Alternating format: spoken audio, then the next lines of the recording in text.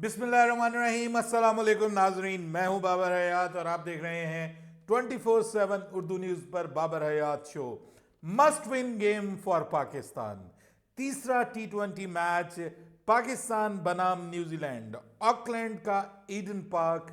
जबरदस्त ग्राउंड पाकिस्तान के लिए, एक हिस्टोरिक ग्राउंड पाकिस्तान के लिए। लेकिन क्या पाकिस्तान की नई टीम, यंग टीम, इस मैदान में ये तीसरा T20 मैच जीत पाएगी या नहीं? अब पाकिस्तान इस तीसरे T20 मैच में क्या करने जा रहा है, क्या तब्दीलियां पाकिस्तान की जानिब से मुतवक्के हैं, पाकिस्तान की प्लेइंग 11 क्या होने जा रही है, वो आपके साथ शेयर करूंगा। कुछ इस ग्राउंड के हवाले से बात करेंगे, कुछ स्टैट्स आपके साथ शेयर करूंगा और कुछ ग्राउंड्स की डायमेंशन आपके साथ शेयर करूंगा, जिससे अब आपको अंदाजा लगेगा कि ये ग्राउंड जो है ये बेस्ट हिटिंग ग्राउंड्स में से एक है न्यूजीलैंड में। अगर कोई बल्लेबाज इस ग्राउंड में नहीं चलता ना, तो फिर मेरे ख्याल में वो दुनिया के किसी ग्राउंड में भी नहीं चल सकता।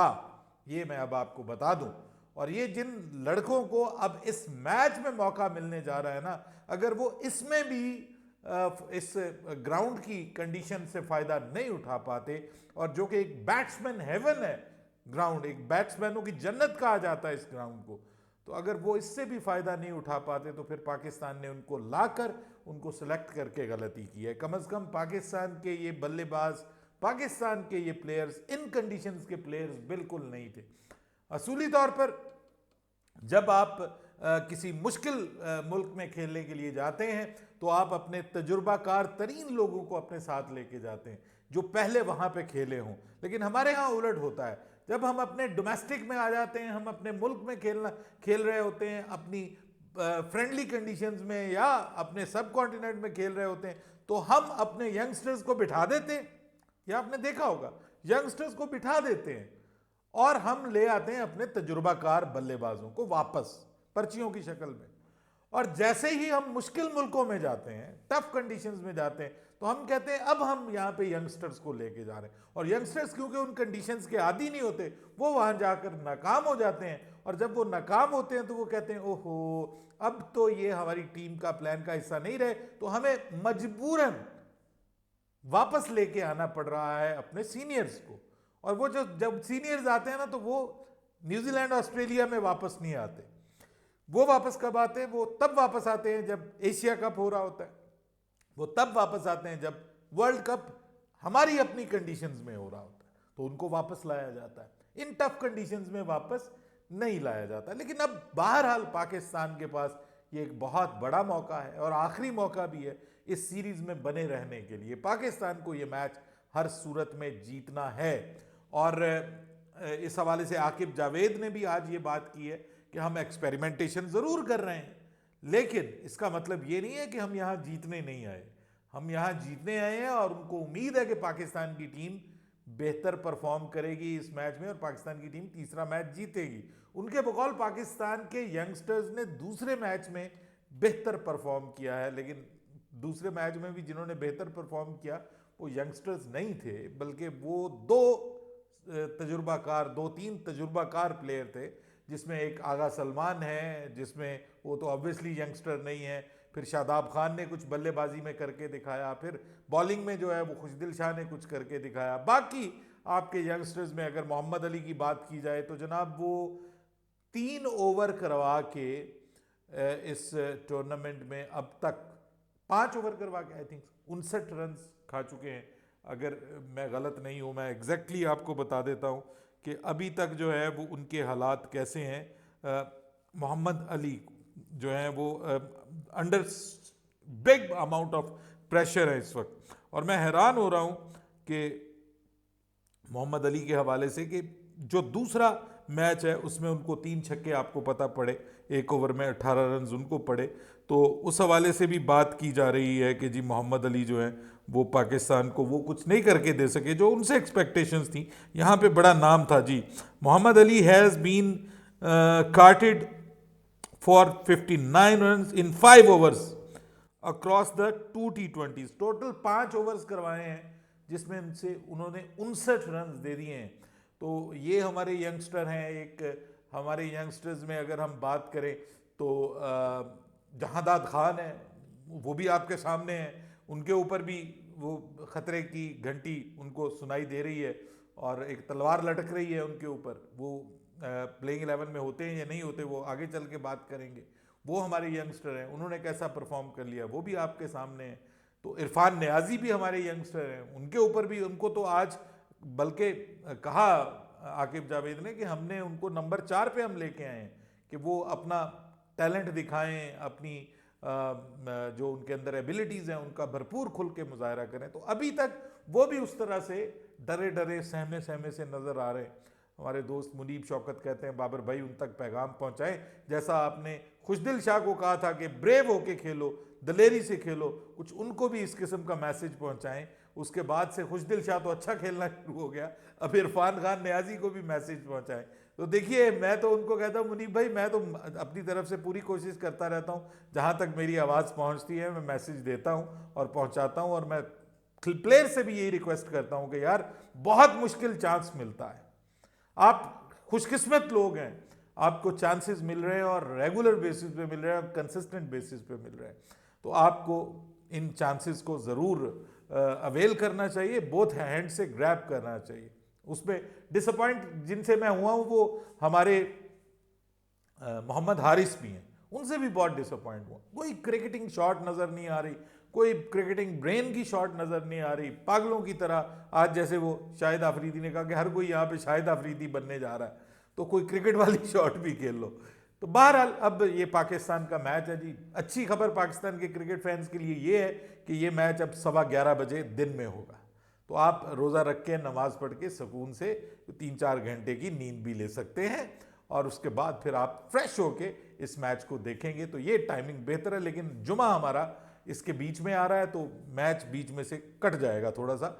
आप जुमा पढ़ेंगे ऑब्वियसली और उसके बाद फिर दोबारा आप मैच में आके देखेंगे, तो उस वक्त तक पता नहीं क्या हो चुका होगा। हालांकि जो भी होना है वो होना है, लेकिन फिर भी हम क्रिकेट फैंस कहते हैं यार ये ना हो कि पीछे हमारे कुछ हो जाए, तो हम कौन सा रोक पाएंगे होने को, और जो होना है वो तो होके ही रहना होता है। लेकिन फिर भी बंदे का हौसला होता है कि यार मैं बैठा रहूं, मैं जाऊं ना।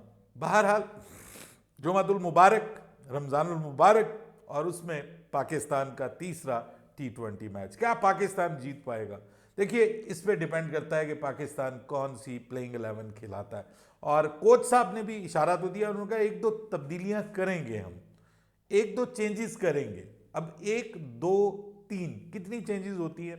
मैंने आपको बताया था कि 3 चेंजेस की बात हो रही है और वो काफ़ी लॉजिकल भी है। लेकिन अब बीच में ये भी आ रहा है कि उमैर बिन यूसुफ या उस्मान खान किसको लेके आना है।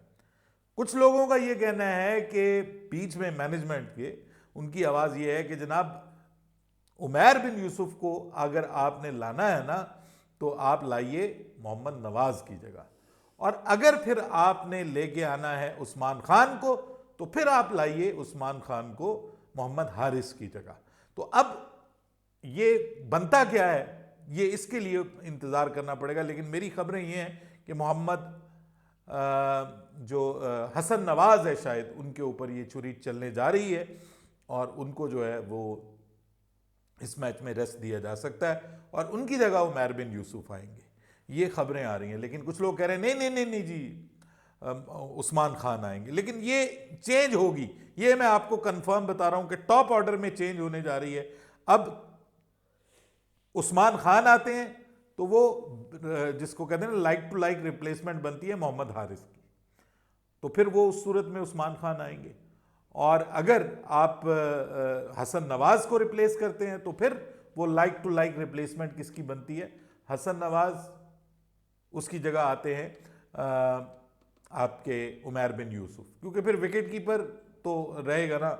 अब 2 विकेट कीपर तो आप नहीं ऊपर नीचे खिला सकते। तो बहरहाल पाकिस्तान से वैसे ये भी एक्सपेक्ट किया जा सकता है, कुछ भी एक्सपेक्ट किया जा सकता है, कुछ भी हो सकता है। पाकिस्तान की बात करें, नंबर 3 पे आगा सलमान ही खेलेंगे, नंबर 4 पे एक बार फिर जो है वो मौका दिया जा रहा है इरफान खान नियाजी के लिए। ये बहुत बड़ा चांस है इस पिच के ऊपर, इन कंडीशंस के ऊपर अगर वो परफॉर्म नहीं कर पाते तो उनके ऊपर भी बड़ा क्वेश्चन मार्क लग जाएगा। फिर Pakistan will have nothing to lose और अगले T20 में फिर बड़ी तब्दीलियां हो जाएंगी बड़े लोगों की, फिर मिडिल ऑर्डर में भी चेंजेस होंगी, ये मैं आपको बता रहा हूँ। 4थे नंबर पे इरफान खान, 5वें नंबर पे जो है वो अगेन शादाब खान या खुशदिल शाह आ जाएंगे 5वें नंबर पे, 6ठे नंबर पे शादाब खान आ जाएंगे। शादाब खान एक बार फिर आ रहे हैं, उनको पूरे के पूरे 5 मैचेस मिलेंगे। मिलने यंगस्टर्स को चाहिए, लेकिन मिल किसको रहे?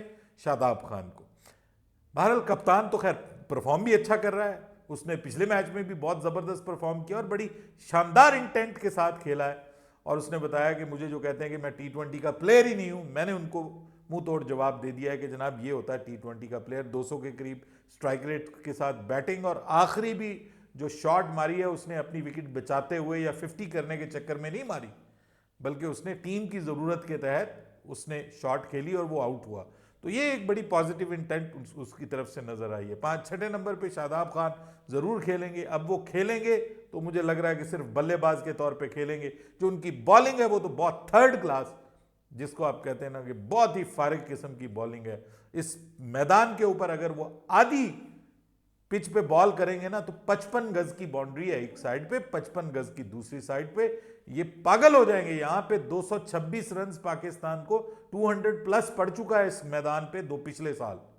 ये अलग बात कि ये वो मैदान है जहां पे 1992 में इमरान खान की कप्तानी में पाकिस्तान ने सेमीफाइनल जीता था वर्ल्ड कप का। ये ऑकलैंड का वो ईडन पार्क, ये पाकिस्तान के लिए ईडन पार्क ही है, ये ज़हन में रखिएगा। ठीक है, बागे अदन है पाकिस्तान के लिए ये वर्ल्ड कप के पॉइंट ऑफ व्यू से। लेकिन क्या इस मैच में बनता है वो हमें देखना पड़ेगा। उसके बाद आ जाएं आप 7वें नंबर के ऊपर, अब्दुस समद को एक और मौका दिया जाएगा और इस पिच के ऊपर क्योंकि ये बैटर्स के लिए थोड़ी ज़्यादा मददगार है, उनको एक और मौका दिया जाएगा। उसके बाद फिर आ जाएं आप 8वें नंबर के ऊपर, शाहीन शाह अफरीदी एक बार फिर आपको खेलते हुए नजर आएंगे जी। उनको बिल्कुल बाहर नहीं किया जा रहा, शाहीन शाह अफरीदी भी आपको खेलते हुए नजर आएंगे नंबर 8 के ऊपर। नंबर 9 के ऊपर आपको जो है वो जहांदाद की जगह अब फाइनली अब्बास आफरीदी को मौका देने का फैसला किया गया है, वो खेलेंगे ज़रूर। अब अब्बास आफरीदी किसकी जगह खेलते हैं ये तो देखना पड़ेगा, लेकिन मेरी खबरों के मुताबिक तो जहांदाद खान की जगह ही खेलते हुए वो नजर आएंगे। Abbas Afridi like to like replacement भी है, और अगर आप शाहीन शाह अफरीदी को खिला रहे हैं तो फिर आप जहांदाद खान को नहीं खिलाते। जहांदाद खान भी बिल्कुल ही डिसअपॉइंटिंग नज़र आए हैं, वो बॉलिंग में बिल्कुल ही इन पिचेस के मुझे बॉलर नहीं लगते। तो उसके बाद फिर ये है कि 9 नंबर पे आपको ये 10वें नंबर पे आपको दिखाई दे सकते हैं हमारे हारिस रऊफ साहब। एक मैच मिला, एक में उन्होंने अच्छी बॉलिंग की है इन पिचेस के, वो अच्छे बॉलर हैं विदाउट एनी डाउट। तो यहाँ पे वैसे मार बहुत पड़ती है बॉलर्स को, लेकिन फिर भी वो अच्छे बॉलर हैं और वो 10वें नंबर पे होंगे। 11वें पे पाकिस्तान इस मैच में स्पिनर को लेके आ रहा है, और स्पिनर कौन है पाकिस्तान की तरफ से? पाकिस्तान की तरफ से अबरार अहमद को, जो बिठाने का बेवकूफ़ाना फैसला किया गया था उसको अब दुरुस्त करने का फैसला कर लिया गया, और खबरें ये आ रही कि मोहम्मद अली की जगह अबरार अहमद को वापस लाया जा रहा है। अब देखते हैं पाकिस्तान 3 तब्दीलियां करता है या 2 तब्दीलियां करता है। तब्दीलियां ज़रूर हो रही हैं, ये मैच बगैर तब्दीलियों को नहीं होगा, और कुछ मुझे अच्छा भी लग रहा है, शायद पाकिस्तान इस मैच में बेहतर खेले। चांसेस हैं थोड़े से इम्प्रूव्ड चांसेस मुझे लग रहे हैं कि पाकिस्तान ये मैच जीतने की तरफ जा सकता है। ये मेरी खुशफहमी भी हो सकती है, दिल करता है कि यार ये मैच पाकिस्तान जीते। अपनी राय दीजिएगा आप कमेंट सेक्शन में। बाबर हयात को इजाज़त दीजिएगा, अल्लाह हाफिज़।